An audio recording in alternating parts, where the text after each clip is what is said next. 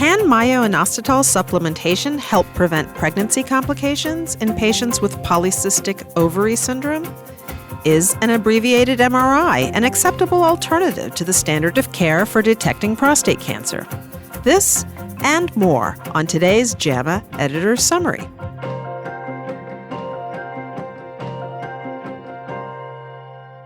Hello, and welcome to our listeners around the world.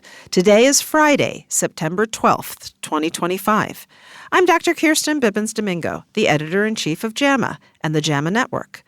And for this episode, I'm joined by JAMA Deputy Editor, Dr. Preeti Malani. Hello, Preeti. Hi, Kirsten. Let's start with the MYPP trial.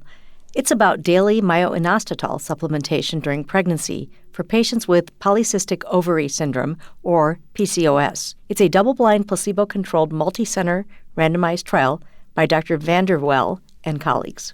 Yes, really interesting, Preeti. So about 1 in 3 pregnancies among individuals with PCOS are complicated by conditions like gestational diabetes, preeclampsia, or preterm birth.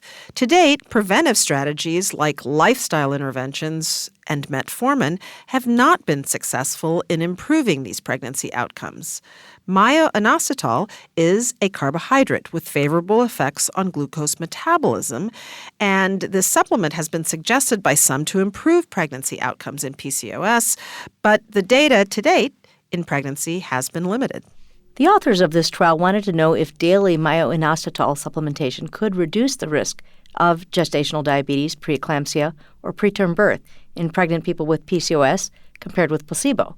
They included more than 460 individuals with PCOS who were randomly assigned to receive a packet of myo-inositol with folic acid or a matching packet with only folic acid twice daily until delivery. The authors concluded that myo-inositol supplementation did not reduce the composite primary outcome of gestational diabetes, preeclampsia, or preterm birth in patients with PCOS. Dr. Hausberg and colleagues explain how valuable this trial is for providing realistic, high-quality evidence in pregnancy. They also note that including pregnant and postpartum patients in rigorous, safe research can help improve care for this population, which has historically been excluded from participation in clinical trials. Definitely an important point, and something JAMA is prioritizing with the recent launch of the JAMA Plus Women's Health Channel. Turning to the next article, Dr. Ng and colleagues conducted the PRIME diagnostic clinical trial. This was a non-inferiority trial that focused on biparametric versus multiparametric MRI for detecting prostate cancer. Multiparametric MRI, with or without prostate biopsy, is the current international standard of care for diagnosing clinically significant prostate cancer. However, widespread adoption has been difficult due to resource capacity. Using biparametric MRI, which omits the gadolinium contrast sequence and thus is a shorter and cheaper approach, may help address these challenges. In this study, prostate biopsy-naive men with clinical suspicion for prostate cancer underwent multiparametric MRI. Radiologists first reported the abbreviated biparametric MRI. Then, after unblinding, they reported a full multiparametric MRI result. Patients underwent targeted biopsy if either MRI was suggestive of prostate cancer. The investigators found that biparametric MRI was non-inferior to multiparametric MRI for detection of Gleason grade group 2 or higher prostate cancer. The editorialist, Dr. Davenport and colleagues, emphasize how the PRIME trial has the potential to improve the patient experience and update the standard of care. However, they also note important caveats, like variation of image quality across centers that should be considered before widespread guideline changes. JAMA also published 2 research letters this week. High blood pressure is an important risk factor for cardiovascular disease. However, when does that risk begin?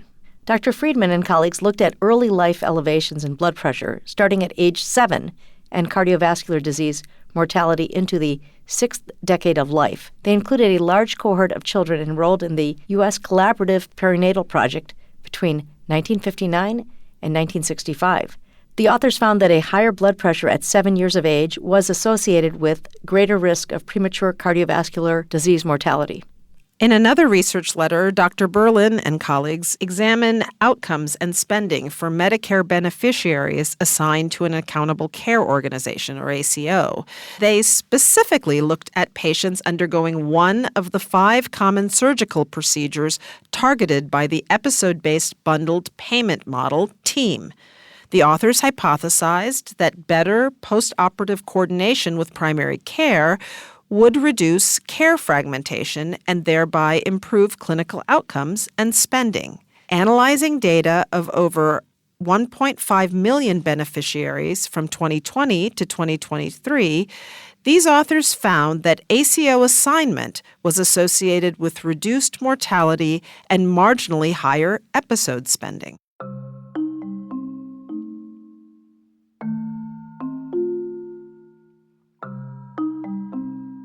Kirsten, let's turn to the JAMA viewpoints from this week. Dr. Koden and colleagues write about how to ensure accessibility and safety for the FDA's accelerated approval pathway. Dr. Song's viewpoint discusses new reimbursement codes that could strengthen primary care in the U.S., an important topic since more than 30% of U.S. adults lack a usual source of health care. And Dr. Wong and colleagues write about how to use 3 alternative payment models proposed by the Center for Medicare and Medicaid Services Innovation Center to promote evidence-based behavioral health care. And Dr. Howard reflects on new challenges in addressing fraud and abuse in healthcare, especially in light of the existing False Claims Act. FDA Commissioner Dr. McCary wrote a viewpoint on direct-to-consumer pharmaceutical advertising. He explains how these ads can mislead consumers and what the FDA is doing to restore public trust. Preeti, the Lasker Awards were announced this week. These awards honor important advances in the biological and clinical sciences.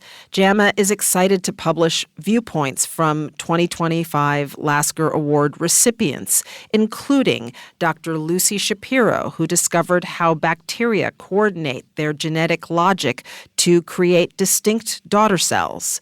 Doctors Dirk Gorlick and Stephen McKnight exposed the structures and functions of low-complexity domains within protein sequences. And Dr. Michael Welsh had a key role in developing a novel and life-saving triple drug combination treatment for cystic fibrosis. Here's more from our medical news interview with Dr. Welsh. This journey really began for me when I was a junior medical student on my pediatrics rotation.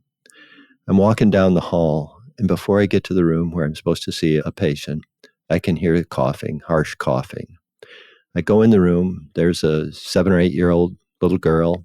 It's obvious she's breathing hard. I can see her using her accessory muscles of ventilation. I hear her coughing then. I smell for the first time the odor of Pseudomonas aeruginosa, a common organism that affects the lungs of people with CF. I hear from her and her parents about all the things she can't do, of how much of her day is spent with a variety of different therapies. The sobering part was when we left the room, because then my attending told me that she wouldn't make it to her teens. If she did make it to her teens, she almost certainly would never make it out of her teens. There's certain patients that are burned into your memory. That little girl's burned into my memory. Well, the work these individuals have done for the scientific and the global community is so inspiring in so many ways. Thank you to all the Lasker Award recipients for dedicating your lives to the pursuit of knowledge that has improved health for countless people worldwide.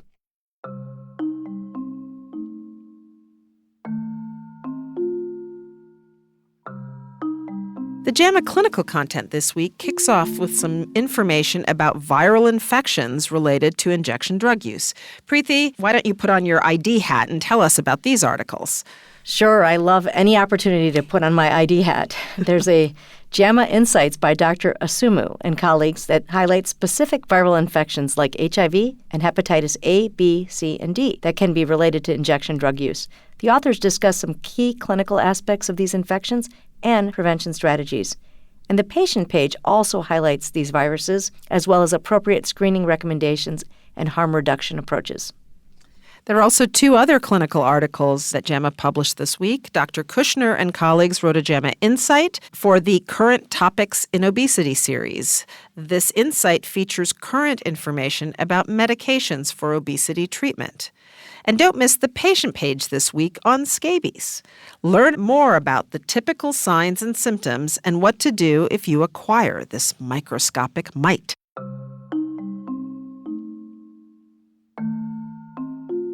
And don't forget to keep in mind the latest articles in clinical medicine, biomedical research, public health, and health policy written and researched by our outstanding JAMA Medical News team at jamamedicalnews.com, or you can click on the link in the show notes.